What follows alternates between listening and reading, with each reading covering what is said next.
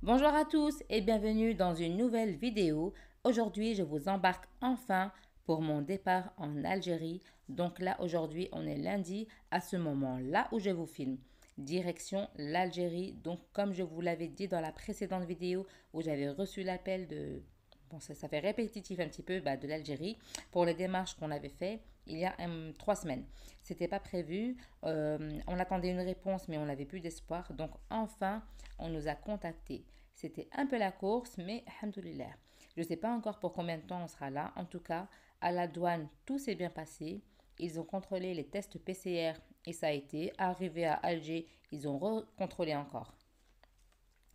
Franchement, là, j'ai jamais vu un aéroport aussi vide. Ça fait trop bizarre. En tout cas, pour les personnes qui souhaitent venir en Algérie pour des impératifs, une personne malade, sachez que vous pouvez déposer une copie de votre passeport au consulat et vous attendez qu'on vous contacte.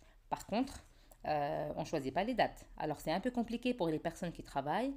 Mon mari, ma fille et moi, comme nos employeurs étaient déjà au courant de la démarche, ils ont été très compréhensifs. Et on les remercie bien sûr. Là, on embarque dans l'avion. C'est qu'à ce moment-là qu'on commence à y croire un petit peu. Parce que vraiment, on était tellement étonnés qu'on n'y croyait pas. Mais bon, là, on commence à y croire vu qu'on va être dans l'avion. Donc, enfin, on est sur Alger. On est content, mais on réalise toujours pas. Il se fait très tard. On est sorti de l'aéroport à 20h30, alors qu'il y a un couvre-feu dans tout le pays à 20h. À peine sorti, on s'est déjà fait contrôler. Voilà, donc là, le contrôle, il est passé, c'est bon.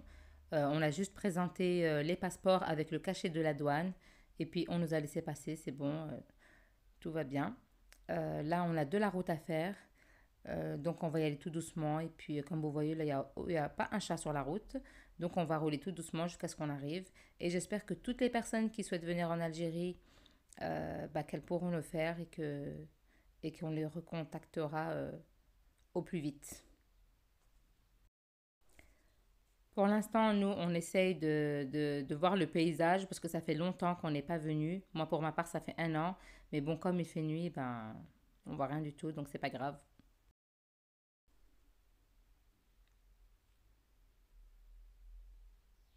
Voilà, là, le lendemain matin, quand je suis sortie, j'ai trouvé la ville orange et jaune. Je sais pas pourquoi j'étais étonnée, ça m'avait surpris. En tout cas, il fait très beau ici sur place.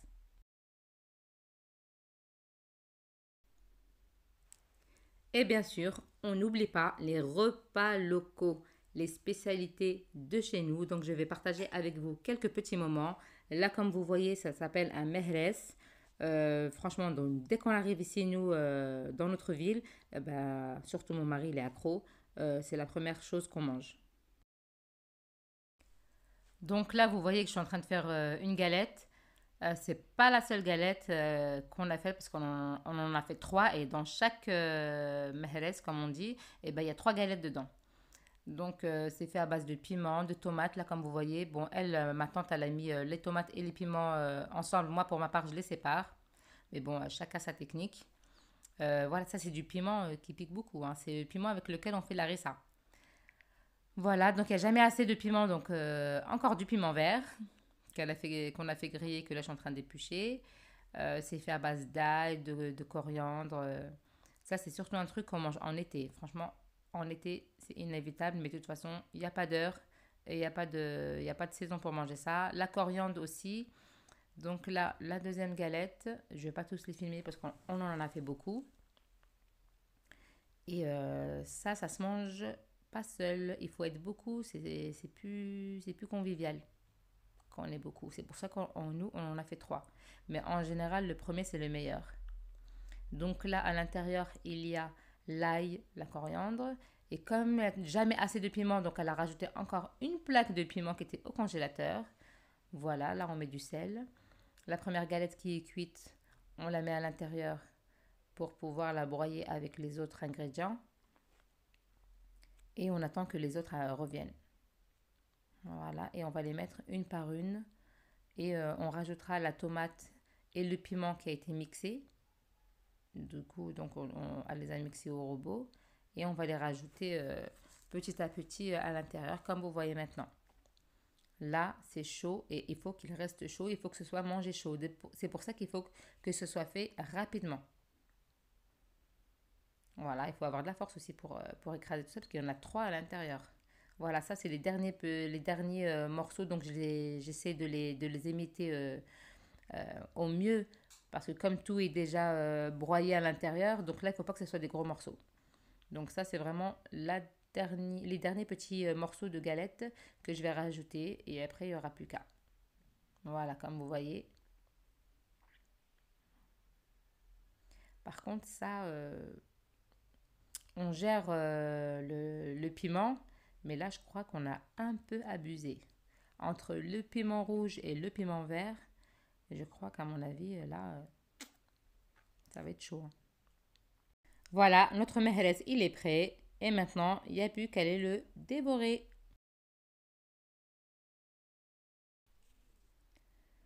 Moi, j'ai goûté, franchement, là, le truc, il arrache. Donc, je me suis dit, je vais prendre un bout de galette que je vais tartiner, de fromage, comme vous voyez là. Mais, à une grande surprise, je suis tombée encore sur de l'arissa. Je me suis dit, ah bah oui, j'ai oublié qu'on était en Algérie, hein. Une boîte de fromage, tu prends, c'est de l'arissa qui est dedans. Donc, je me suis résignée. Je me suis dit, je vais manger ma galette tout seul. Après, on m'a apporté du lait fermenté, comme vous voyez, regardez. Là, c'est du beurre qu'il y a au-dessus. Ça, c'est du vrai lait fermenté. Bah, du coup, bah, j'ai mangé ça parce que là, le piment, l'autre là-bas, là, ça m'a trop...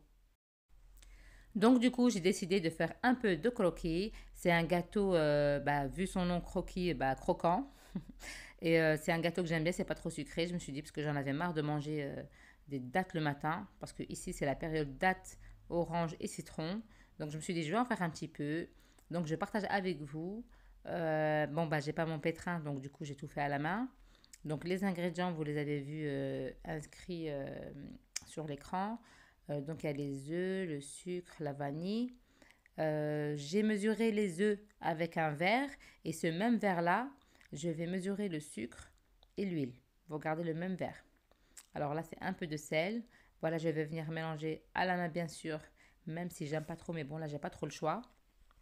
Donc, je mélange le tout bien comme il faut. Et après, je vais rajouter la farine avec la levure. Ça, c'est un gâteau simple. C'est un gâteau qu'on fait beaucoup en Algérie aussi. Il est super bon avec pour le petit-déj en fait. Il n'est pas sucré, c'est juste ce qu'il faut. Et j'aime bien le prendre au petit-déj. La farine, voilà que je rajoute. Et en fait, la farine, j'ai pas la quantité. Je mets jusqu'à ce que ma pâte elle se rassemble, quoi. Là, je rajoute la levure et je mélange. Et si j'ai besoin de farine, ben, j'en mets encore. Voilà, comme vous voyez maintenant. Vous avez remarqué que je ne la pétris pas la pâte, hein. Juste je mélange. Donc là, c'est bon, je l'ai rassemblé. Je fais un grand boudin que je vais partager après en quatre. Voilà, comme vous voyez à l'image. Et maintenant, je vais mettre une dorure. Donc j'ai mis un œuf, que le jaune d'œuf avec du cacao, que j'ai mis avec un pinceau. Et là, je vais décorer avec la fourchette. Bien sûr, le four, il est préchauffé à 180 degrés. Donc c'est des fours, bah, je sais pas, c'est pas comme le mien, donc je pourrais pas vous dire le temps de cuisson parce que chaque temps de cuisson dépend du four. Mais en tout cas, il faut le préchauffer avant. Donc là, je vais l'enfourner et dès que vous voyez que c'est cuit, que c'est doré et qu'il a une bonne couleur, et ben vous le retirez du four. Là, vous voyez, il est cuit. Donc, bah, comme d'habitude, hein, moi confiture noix de coco, bien sûr.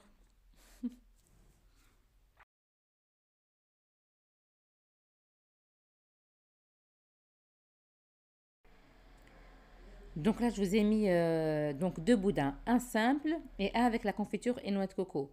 Mais à la base, ce gâteau-là, c'est comme ça qu'il se présente. Simple, sans rien dessus. Voilà, donc ça c'est le croquis normal. Après, maintenant on met du chocolat, maintenant on met de la confiture. Voilà, là, on modifie beaucoup les recettes. Moi j'aime bien celle-là avec la confiture et noix de coco. Comme d'habitude, maintenant vous commencez à savoir que moi je suis une accro de noix de coco. Donc voilà, nos deux boudins plutôt, ils sont coupés et les voilà pour un bon petit déj. Nous voilà arrivés à la fin de la vidéo. N'hésitez pas à liker, partager, commenter et abonnez-vous.